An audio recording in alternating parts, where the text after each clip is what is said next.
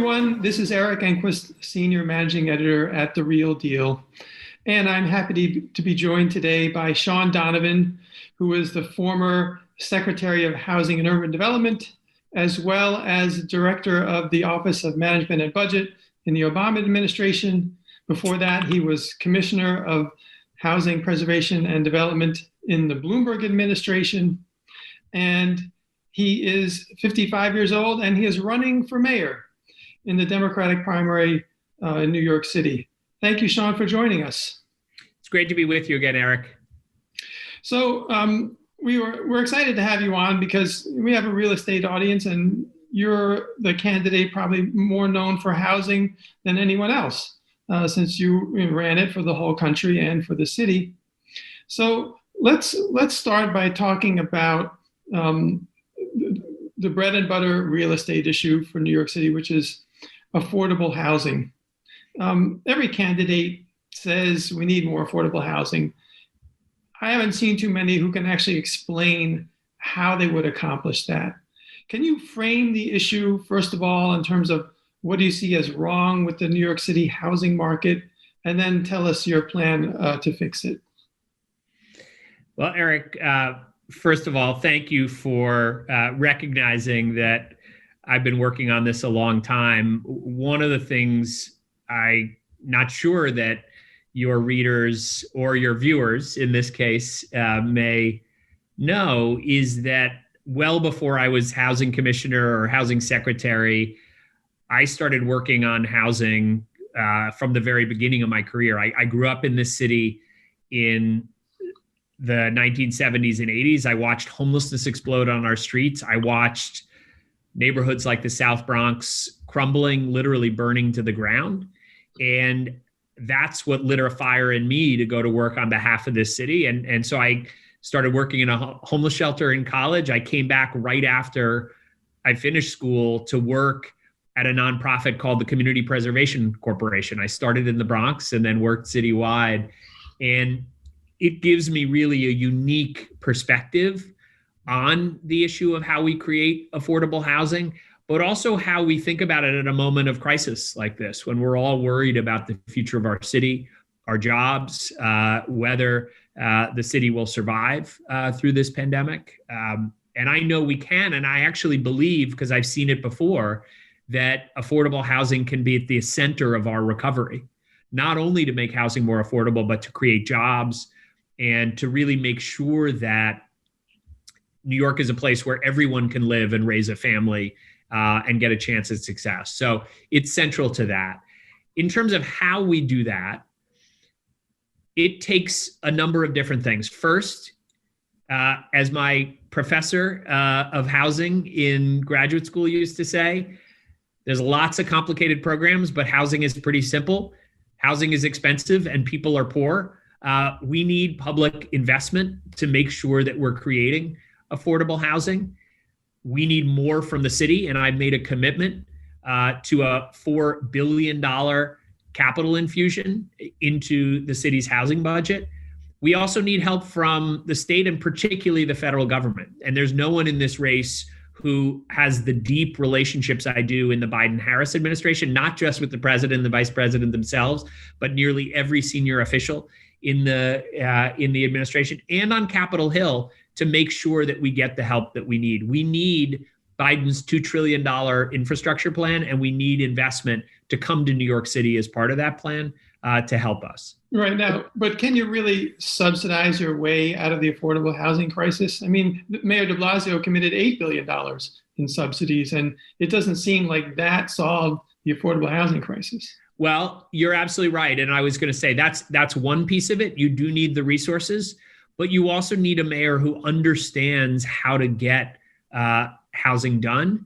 We do have a housing shortage in this city. And one of the things I'm deeply concerned about, Eric, is that we've had a growing rift in this city with many so-called progressive politicians knowing that they don't want any more development, that they don't want growth in this city at all. And let's be clear, we're not going to freeze our way to solving this affordable housing challenge. We do need more housing, and particularly we need more affordable housing, and that's going to take growth. And so what we need in the next mayor is someone who actually understands how to build a progressive coalition for growth, that can start working with communities in a real way to plan for growth, what I call equitable growth, and ensure that it meets the needs of communities so that we don't end up with another Amazon or another industry city, or with rezonings rejected by the city council that stand in the way of growth. And let me be clear, this is something that I have done over and over in my career. I announced my campaign at Villa Verde in the South Bronx. I think it's the most beautiful, sustainable, affordable housing in the city, maybe in the country. And we did that by partnering with local residents to get it done. I did that. You folks may remember that when we announced Atlantic Yards and the thousands and thousands of units of affordable housing it would create, Bertha Lewis, the legendary progressive activist from Acorn, kissed Mike Bloomberg on the lips. Those are the kind of partnerships that I can build, bringing together progressive leaders and the public sector, the private sector, to create growth in this moment where we desperately. That was 2003 when Atlantic Yards was first promulgated. And the narrative has changed substantially since then. And this is not just NIMBYism that opposes development now. Development is now seen by many folks in the city as an agent of gentrification, as something that drives rents up, not down. So the whole narrative has been lost that, by adding housing supply, we would actually reduce the cost of housing. In fact, a lot of people believe the opposite, that all these development projects, and Amazon was just one example, Industry City, which wasn't even a housing rezoning, it was an industrial to retail project, that was seen as causing gentrification and rents to rise. The South Bronx had a rezoning that was rejected, same thing for Bushwick.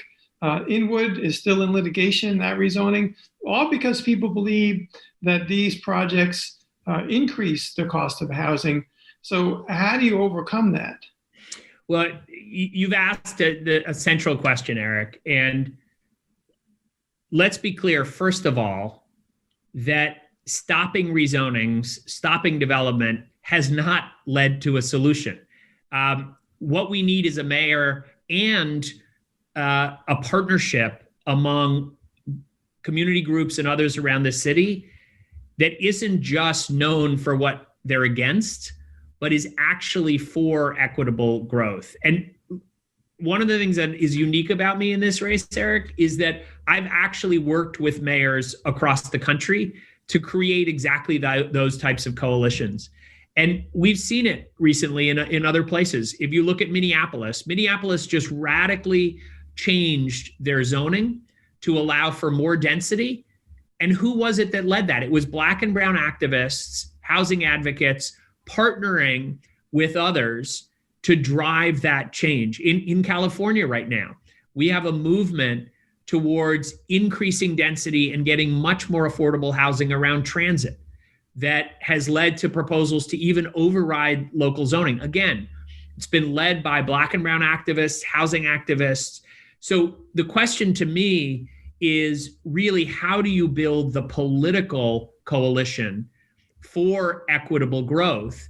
And I think I've seen it work in other places with the right kind of leadership. It takes authentic, deep relationships with communities. It takes going to those communities, not to say, here's our rezoning plan, but starting with a blank piece of paper with a real engaged planning effort that says, what's your vision for your community? What do you want out of this? How do we make sure that we get the right type of growth? And I've been able to do that in my career, not just when I was housing commissioner, but as HUD secretary.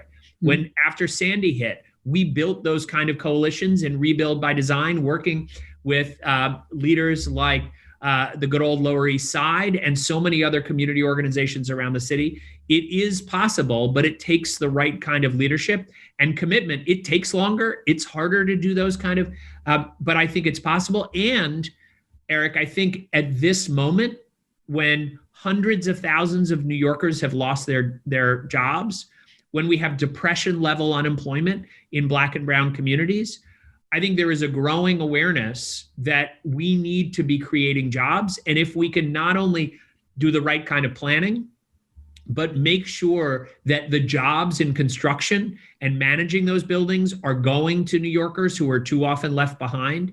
If we can make it sure that we're bringing the resources from Washington and the city to make sure that housing is truly affordable, and we're focusing on the issues around preservation and displacement to ensure that we don't have gentrification that pushes folks out. All of those, I think, are the ingredients to building the kind of coalition for equitable growth that I'm talking about. One of the things, I mean, if you go to a community with a blank slate and say, what would you like here? Usually the first voices you hear are people saying, we want truly affordable housing.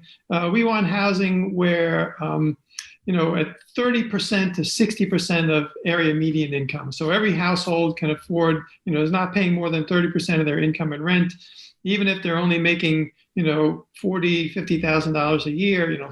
These are very low numbers. And when you talk to builders, they say, that's all wonderful, but we actually cannot build, and even break even on a project like that. So there's definitely a disconnect between those folks. Like, are you aware of that? And have you had these conversations? Not only am I aware of that, look, I'm a numbers guy. I've been doing affordable housing all of my career.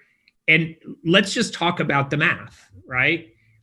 If affordable means paying 30% of your income for rent, a family that makes $12,000 a year, $1,000 a month, 30% of that is less than $350 a month. You could subsidize every single dollar of construction so that there's essentially no cost to building that building. You still can't operate it for $350 a unit a month, right? Just the operating expenses, heat, hot water, management, renovation, all those things. What does that mean? It goes back to what my professor said when I first studied housing. Housing is expensive and people are poor. You need rental assistance. You need operating assistance. This is why our public housing is so important. This is why the partnership that I have with President Biden, with that entire administration, to be able to get more Section 8 vouchers, to get more assistance. We're not going to be able to fix our public housing without an infusion of Section 8 resources. We are not going to be able to create deeply affordable housing without not only capital subsidies, but operating subsidies as well that really do drive this. That has always been the responsibility of the federal government. That's the kind of partnership that makes sense. We ought to be dedicating substantial amounts of capital to bringing down the construction cost, to bringing down rents.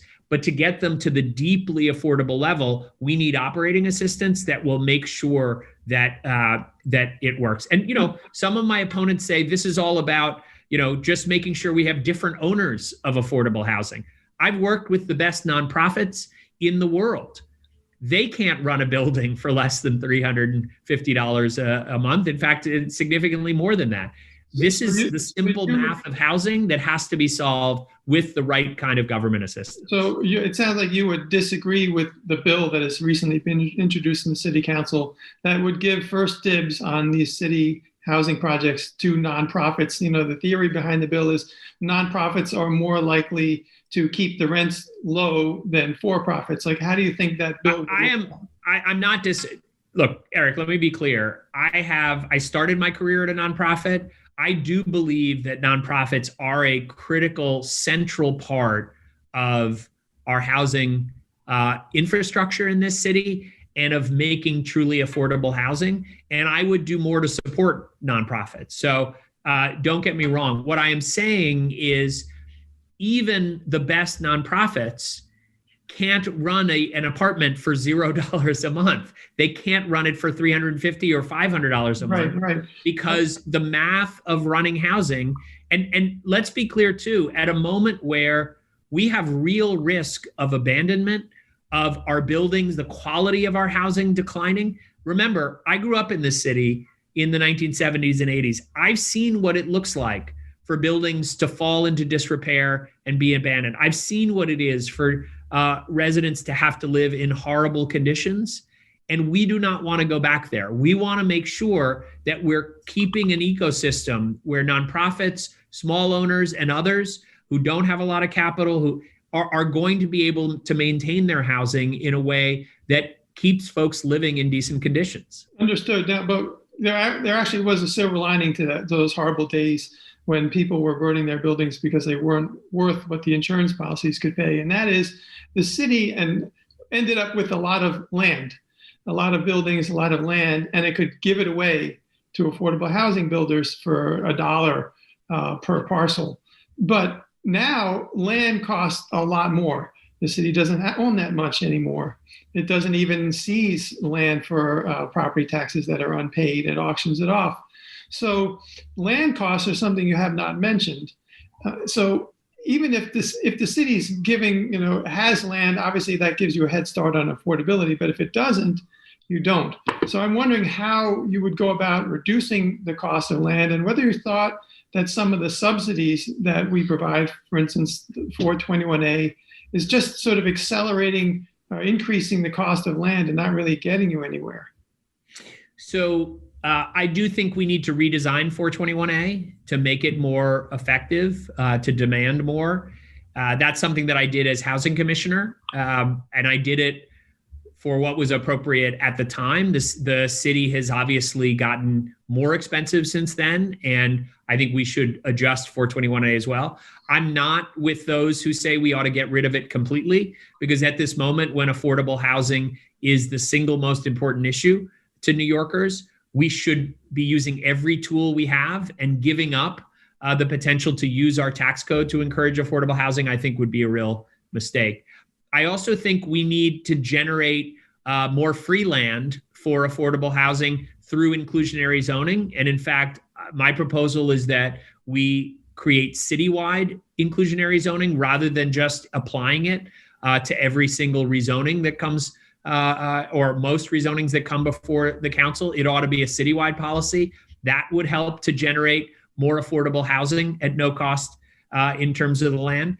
We should also be looking aggressively at this moment when we have commercial offices, hotels, even land that is much more affordable than it was just a year ago. Now would be a moment for the city to be making investments and policy changes that, through zoning and other steps, that would allow conversion of those buildings more easily to generate more supply as well. Those are all ways that we need to move forward. But let's also be clear, Eric, that there is land in this city, and there are opportunities like Sunnyside Yards and many others, where we could create a lot of affordable housing if we built the political coalition for growth that I was talking about before.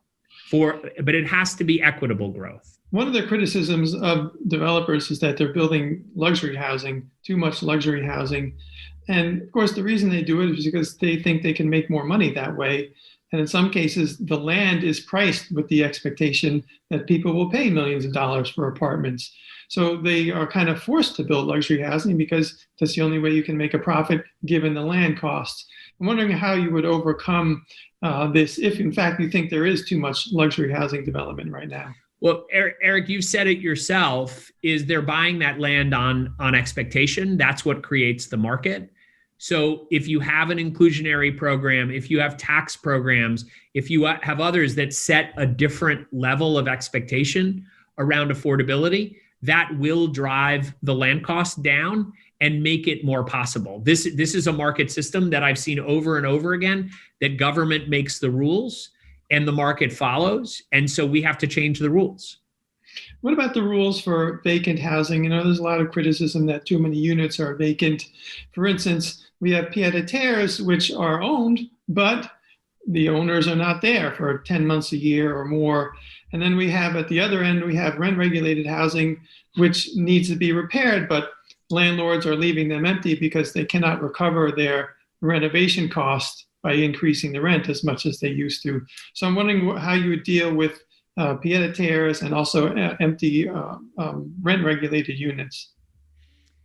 So I am a believer that we have to have much more effective, efficient management and oversight regulation of housing. We have an administration the last 8 years that has believed we can regulate our way to recovery. And I'm particularly concerned about small owners and whether they be nonprofit or for profit. I began my career at Community Preservation Corporation working with nonprofits and small owners to try to make sure that we preserve those buildings.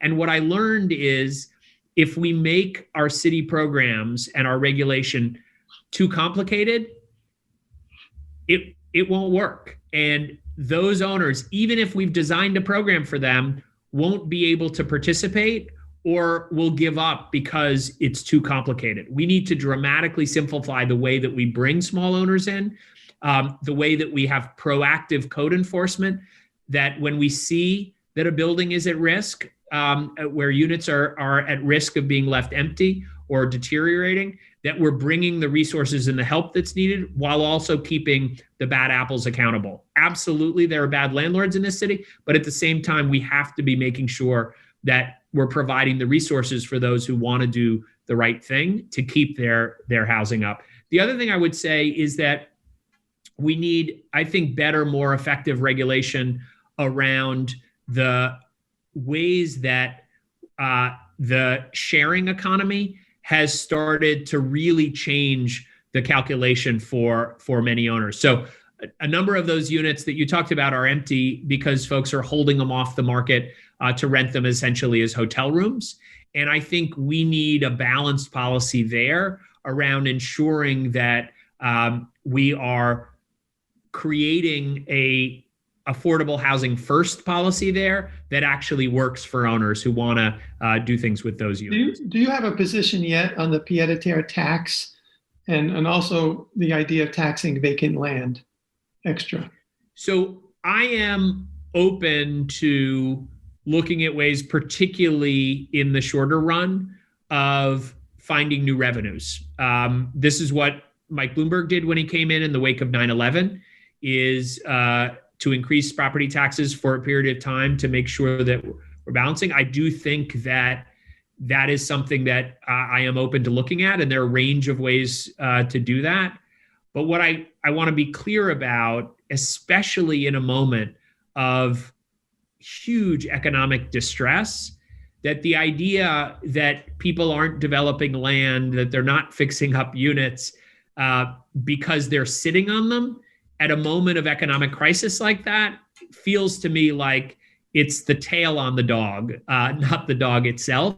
And what we really need to be focused on is the risk that I talked about before, which is not heading back towards the 1970s and 80s when we were abandoning units, when the quality of our housing was declining, and we were seeing life get so much harder for so many New York City residents. And very briefly on property taxes, there was a lawsuit challenging them as unconstitutional, and the courts have rejected it. It's under appeal. But are you familiar with that case and the property tax system in general, and what do you think should be done? Not only am I familiar with it, but I am supportive of the aims of that lawsuit.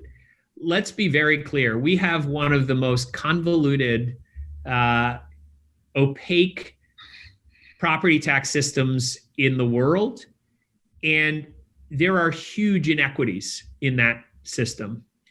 What renters pay compared to owners, particularly older co-ops and condos, is deeply, deeply inequitable along racial lines, along income lines.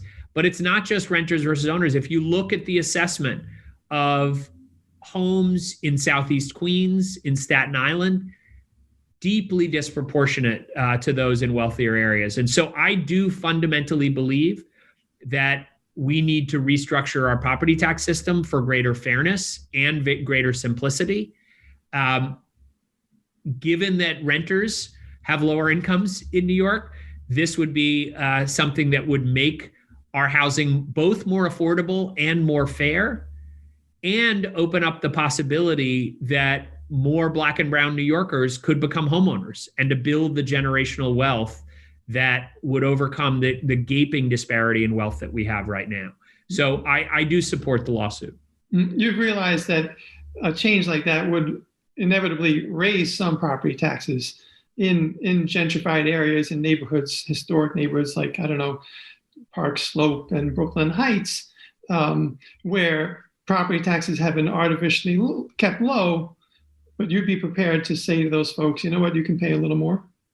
We have to implement it in a way that protects people. I believe we need to protect low-income people. There are obviously systems in place like SCREE and others to do that, and we ought to be expanding those and really focusing them. But if we're going to create a more fair system, we have to implement it in a way that doesn't create real challenges for those who can't afford it, but on the other hand, makes the system more fair in the long run. Have you looked at all at Governor Cuomo's proposal to ease the conversion of office properties to housing, to affordable housing? And do you think it's viable? So I am supportive, as I said a moment ago, of a range of things, both at the state and city level, that would ensure more flexibility to convert. If you remember after 9/11, one of the things that really helped the city recover was the flexibility we created to convert Class B and Class C offices to residential, to housing. And it fundamentally changed downtown and allowed the city to recover. So I'm supportive of what he's trying to do there.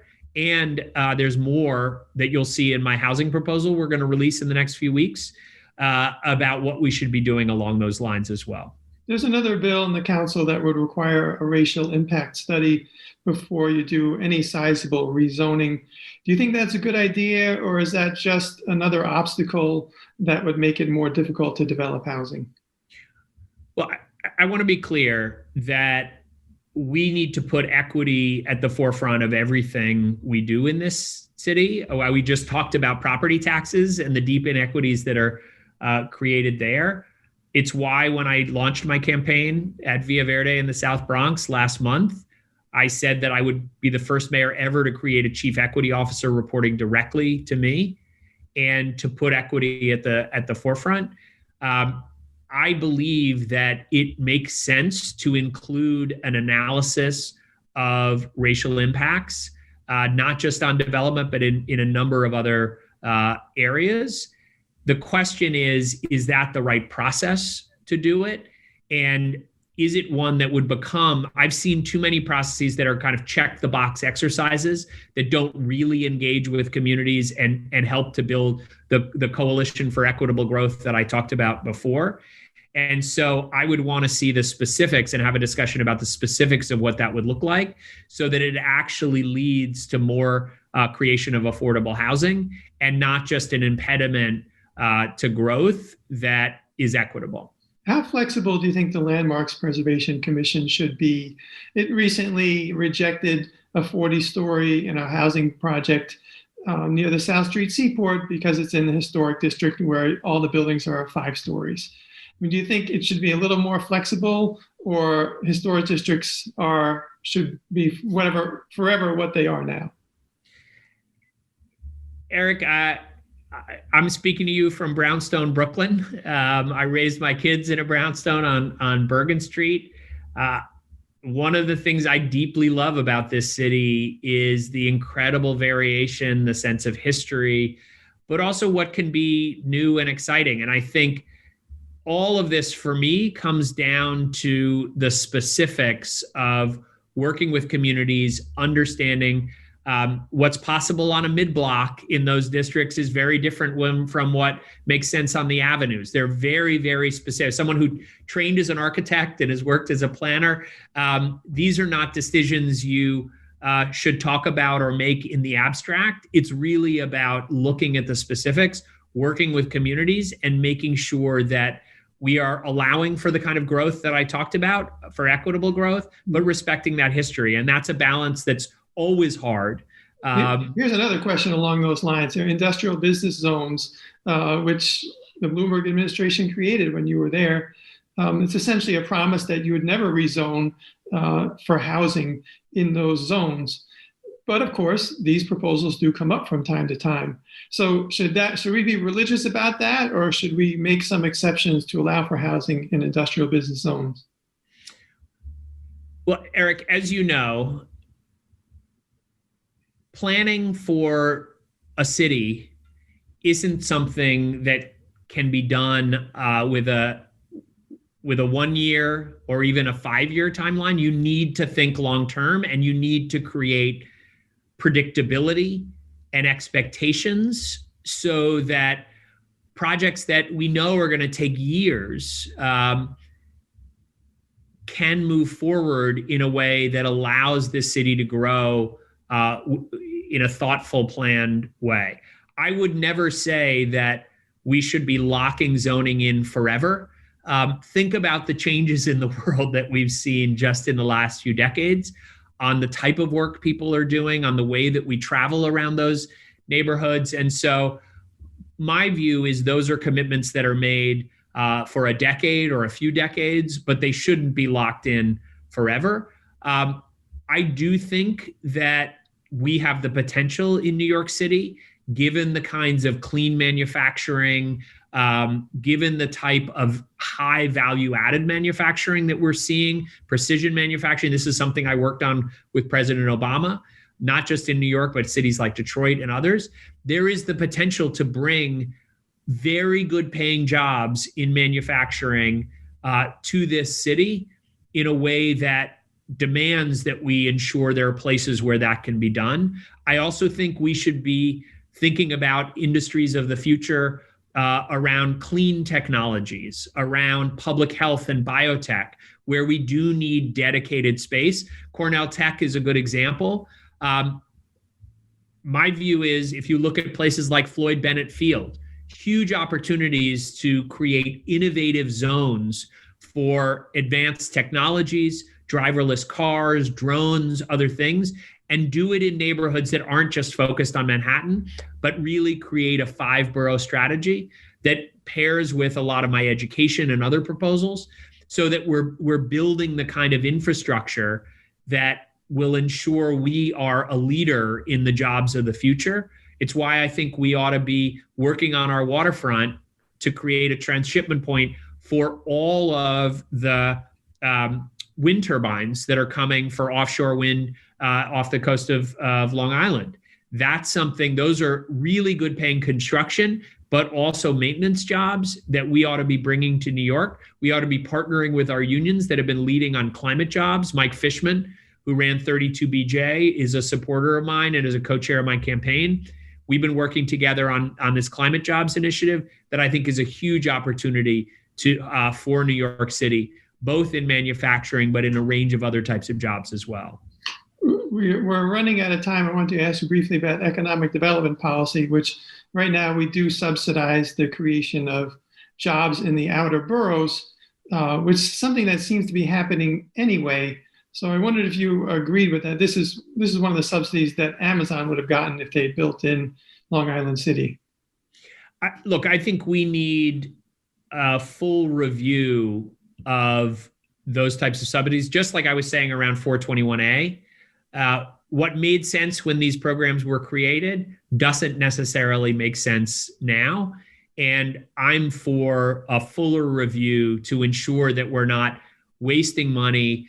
And in particular, that when we do invest, that we have a guarantee that those jobs are being created in a way that New York City is actually benefiting, and particularly people that are too often left behind, people of color, immigrants, and others are being able to participate in the jobs that are created. It's those connections that are absolutely critical. And a final question, if I could squeeze one in about the cap on density. There's a floor area ratio cap for the whole city that the real estate industry would like to be lifted. So this is obviously a state issue, but something that's not going to happen unless the mayor advocates for it. What would you advocate for? Well, stay tuned for my housing plan in a few weeks. We have some specific proposals around that. I think it's something that if we can use that added density to create more affordable housing, it's something I'm open to. Well, we're going to have to leave it there. I want to thank Shaun. Good luck with your campaign. I'm glad to have had this opportunity to discuss these housing issues with you, because I think in the context of your campaign, it's hard to get into the nitty-gritty of these details. So I really appreciate that you took the time to do that here. Thanks for reaching out. Pleasure to see you again, Eric. Take care. You too.